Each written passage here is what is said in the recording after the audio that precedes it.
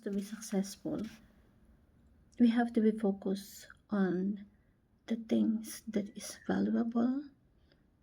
So, meaning na kung gusto mong maging successful, dapat nakafocus ka kung ano yung priority mo. Katulad ng isang kabayo, di ba, meron siyang tapahoho. Yung tapahoho na yun, nilagay yun para nakafocus lang siya sa isang direksyon, hindi kung saan siya lilingon. Kasi kapag nangyari yun, pwedeng mamali ka ng direksyon, mapahamak ka.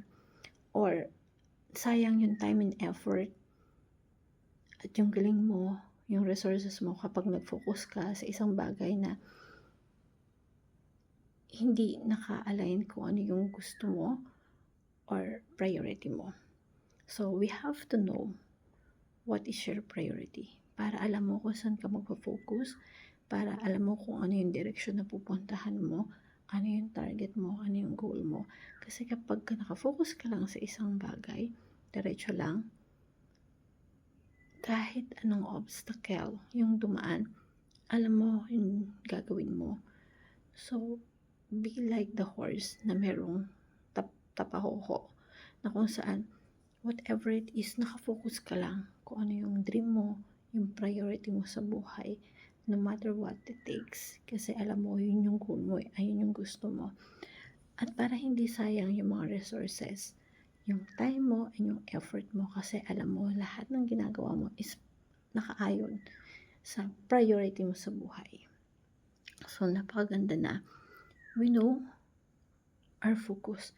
We zero in our intentions of what we are doing, of what we focus on. Kasi kapag nangyari yon, alam mo, mas magiging mapadali ang pagiging successful mo kasi alam mo kung ano yung titirahin mo, alam mo kung saan ka pupunta, alam mo kung ano yung direction mo.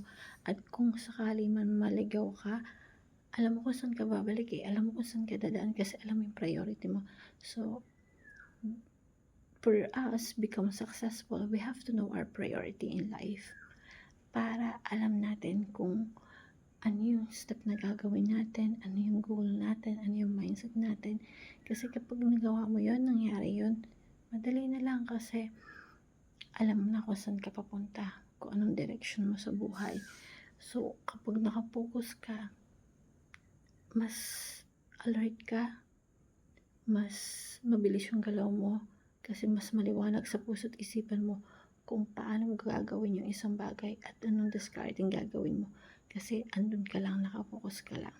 So, we have to be focused or zero in our intentions and goals para mas mapadali kung ano yung gusto mo mangyari sa goal mo, sa buhay mo.